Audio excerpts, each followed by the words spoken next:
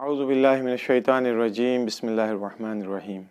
ناظرین کرام، میرے عزیزوں، دوستوں، نوجوانوں، ہماری گفتگو حدیث عنوان بصری کے سلسلے میں ہو رہی تھی، بات کھانے پینے تک پہنچی تھی، اور جناب عیسیٰ کے سامنے وہ جو مرد اور عورت کا واقعہ ہوا تو بات یہاں پہ ختم ہوئی تھی۔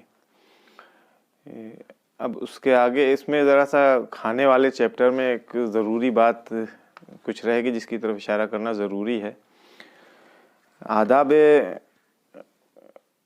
دسترخوان پہ کھانا کس طرح سے کھانا چاہیے، یہ معلوم ہے آپ لوگوں کو تقریباً، لیکن اپنے نوجوانوں کے لیے اشارے کی حد تک ان کو البتہ یہ ساری چیزیں ان کے ذمن میں کئی روایتیں موجود ہیں۔ میں صرف پوائنٹ بائی پوائنٹ صرف ان کو بتا دیتا ہوں۔ سب سے پہلی چیز بسم اللہ الرحمن الرحیم ہے۔ کھانا کھانے کے پہلے بسم اللہ الرحمن الرحیم کہنا ہے۔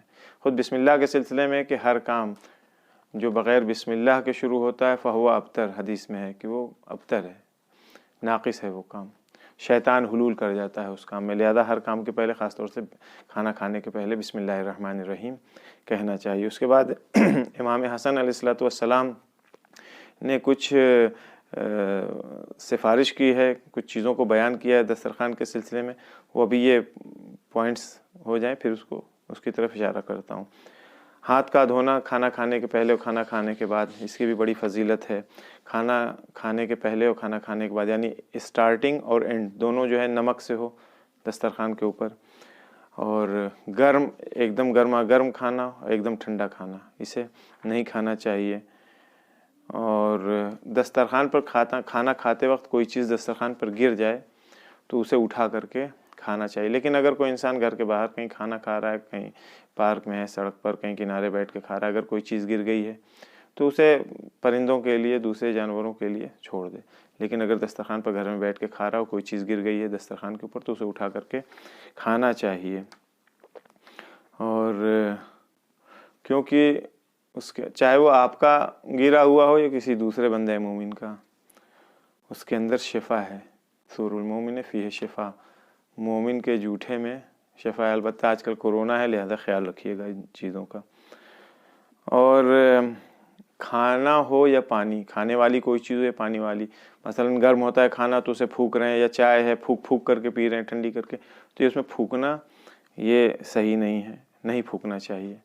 فقہی اعتبار سے کراہت ہے پھونکنے میں اس کے، لیکن دوسرے نقصان ہیں، وہ حدیثیں موقع نہیں ہے کہ ان حدیثوں کو بیان کیا جائے۔ صرف اتنا یاد رکھیے کہ پھونکنا نہیں چاہیے، چاہے کھانا ہو یا پانی۔ بازار کا کھانا نہیں کھانا چاہیے۔ آج کل تو موڈ ہو گیا ہے، فیشن ہے باہر کا کھانا کھانا۔ گھر کی چیزیں اچھی نہیں لگیں گی، باہر کا کوڑا کرکٹ بھی بہت ذائقے دار لگتا ہے۔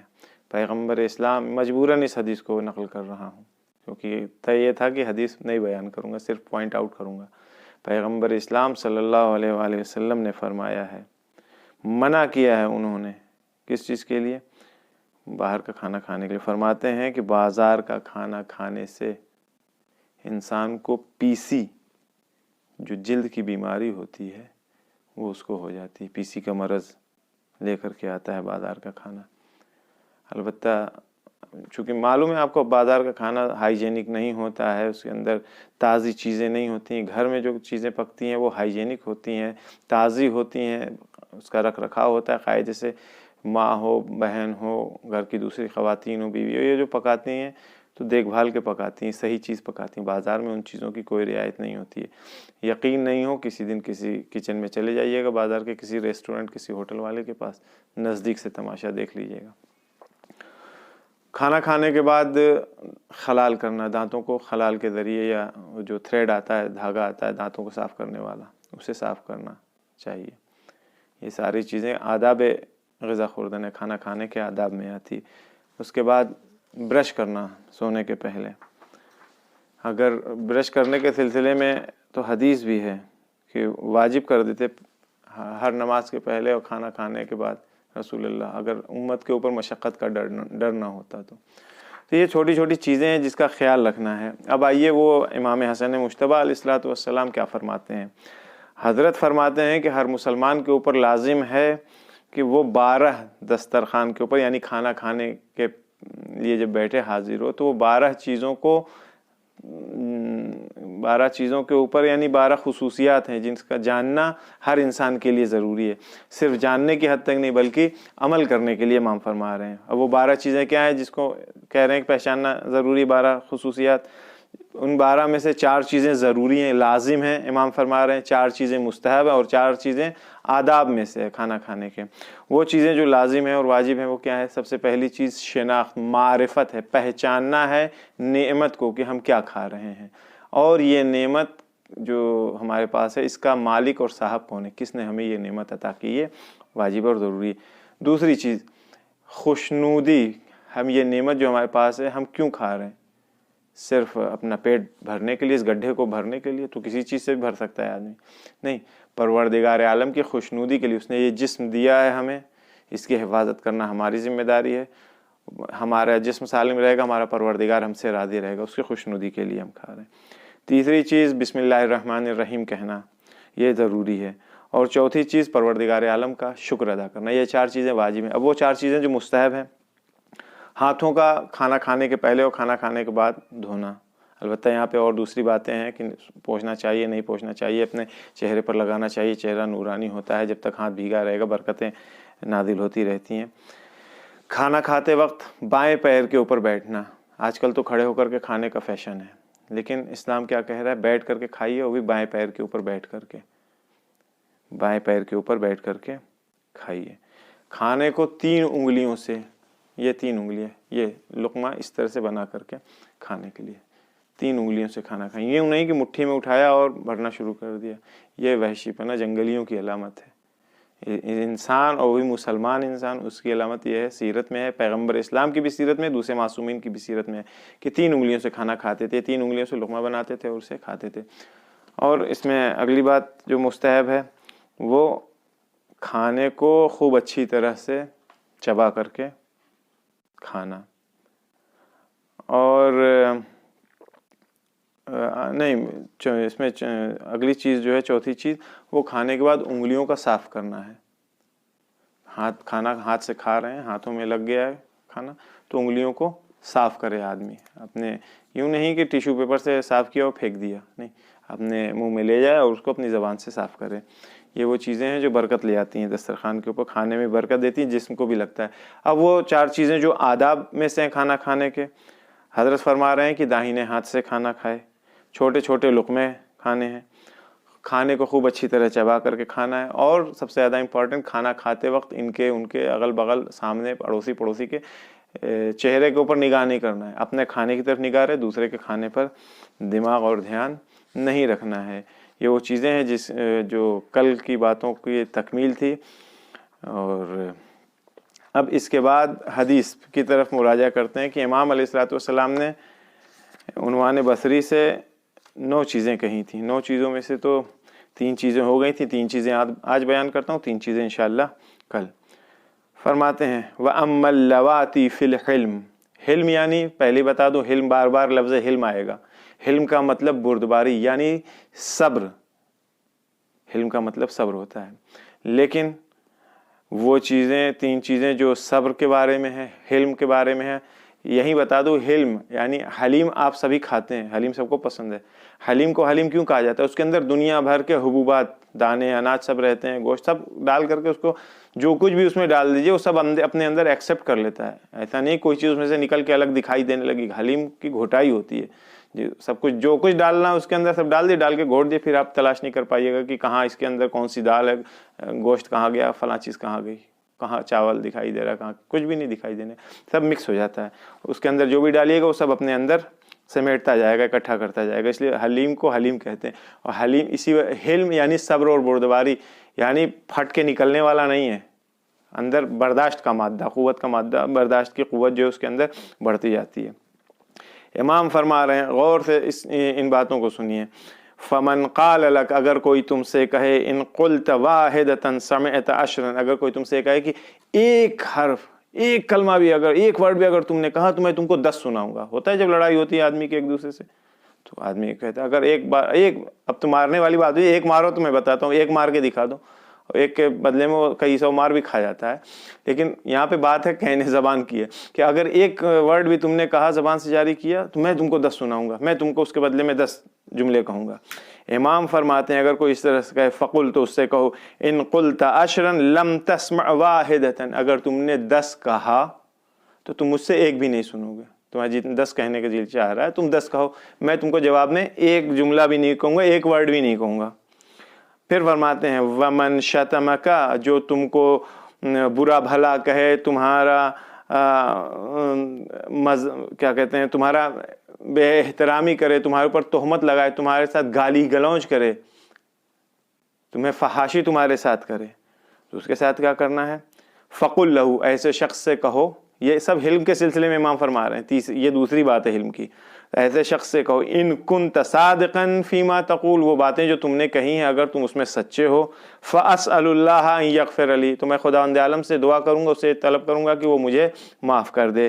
وان کنت کاذبا، اگر جو تم نے ساری باتیں کہی اگر یہ باتیں تم نے غلط کہی ہے، جھوٹ کہی ہیں، فیما تقول جو تم نے کہی ہے، فاللہ اسأل ان یغفر لک، تو میں خداوند عالم سے دعا کروں گا کہ وہ تمہیں معاف کرے، تمہاری مغفرت کرے.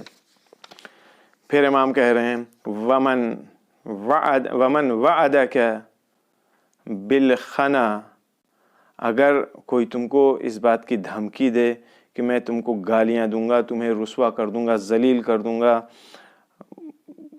تمہیں کہیں کا نہیں چھوڑوں گا، یعنی کوئی تم کو دھمکی دے، گالیوں کے ساتھ دھمکی دے کہ برباد کر دوں گا، یہ کر دوں گا، فلاں کر دوں گا، فلاں کر دوں گا، امام فرماتے ہیں فعدہ بالنصیحۃ والرعاء،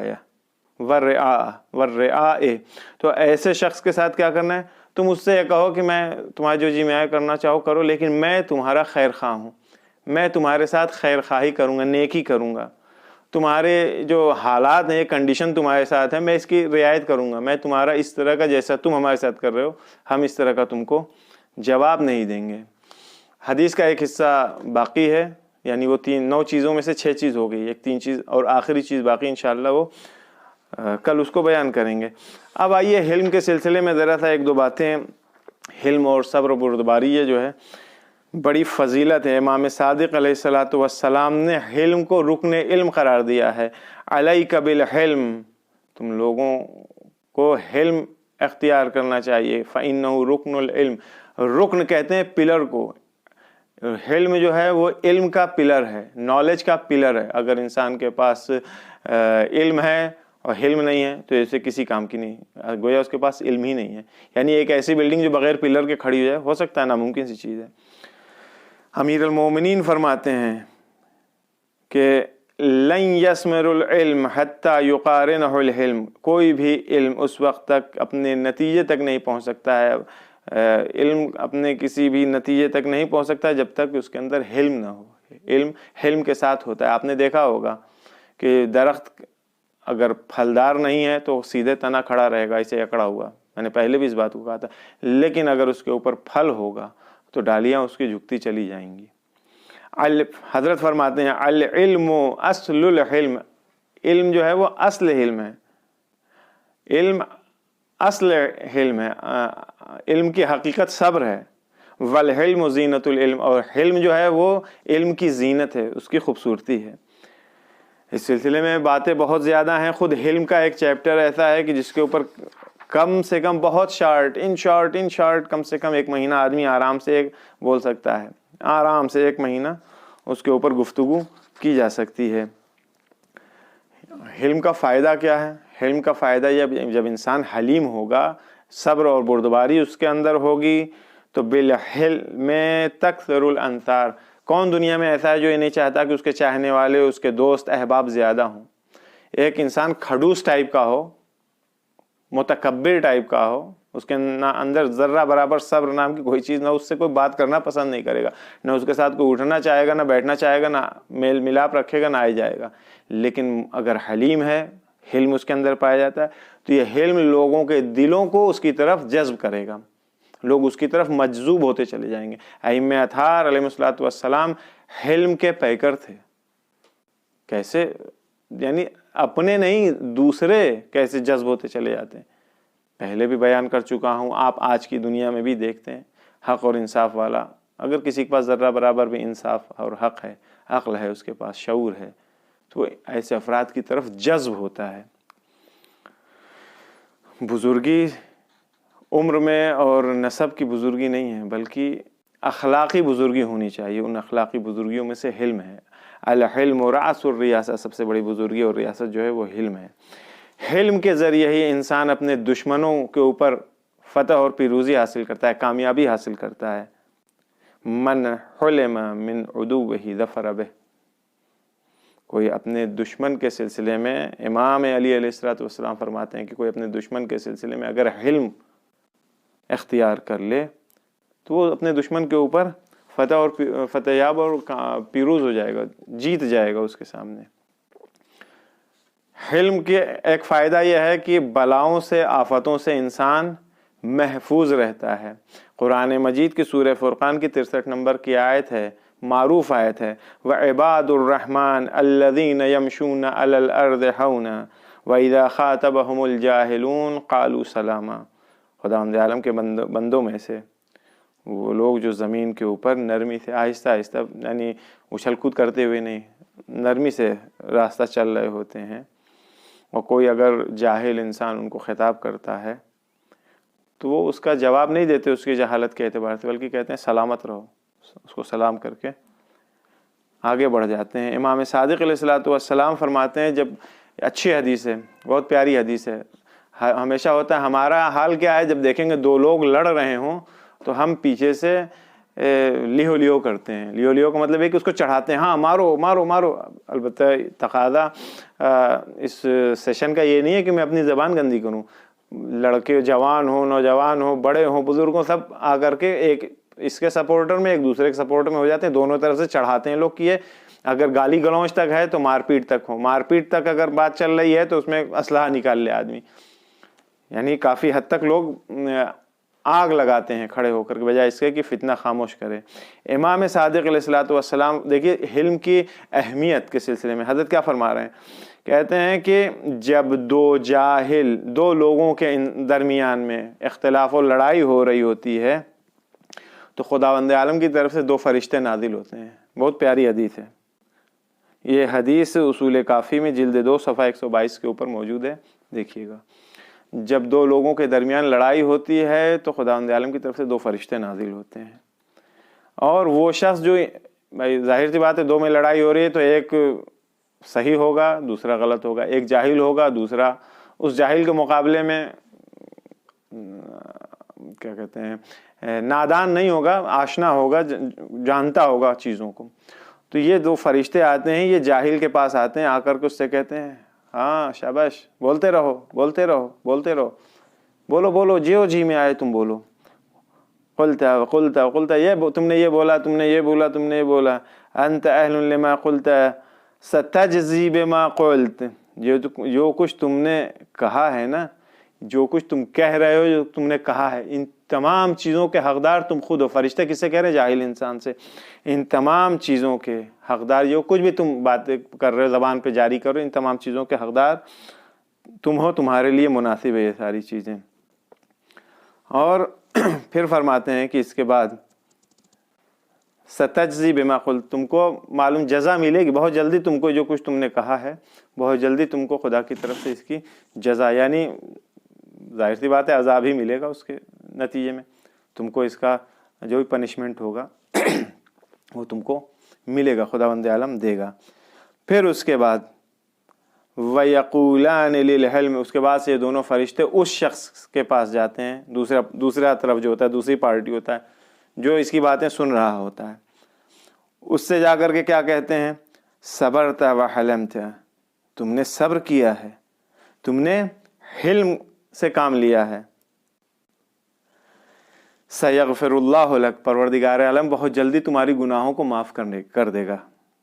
یہ دو فرشتے اس شخص سے کہہ رہے ہیں جو اس جاہل انسان کا, جو اس سے لڑ رہا تھا, اس کا جواب نہیں دے رہا ہوتا ہے. لیکن ساتھ میں ایک کنڈیشن بھی فرشتے کہتے ہیں, تم نے صبر کیا, حلم سے کام لیا, خدا تمہاری گناہوں کو معاف کر دے گا, اگر تم اسی حالت پر باقی رہ جاؤ، یعنی صبر کرتے رہو، یہ جو کچھ کر رہا ہے کرنے دو، تم اگر اس کا جواب نہیں دو گے، تم پلٹ کر کے اس کو اسی کی زبان میں جواب اگر نہیں دو گے تو خدا تمہاری گناہوں کو معاف کر دے گا۔ امام صادق علیہ الصلوۃ والسلام فرماتے ہیں قال فَإِن رَدَّ الْحَلِيمُ، اگر وہ حلیم انسان ان دونوں فرشتوں کی ان باتوں کو رد کر دیتا ہے، انکار کر دیتا ہے، یعنی اس کے اوپر اگر عمل نہیں کرتا ہے تو کیا ہوتا ہے؟ ارتفع الملکان، یہ دونوں فرشتے واپس آسمان میں چلے جاتے ہیں۔ ہمیں کیا چاہیے؟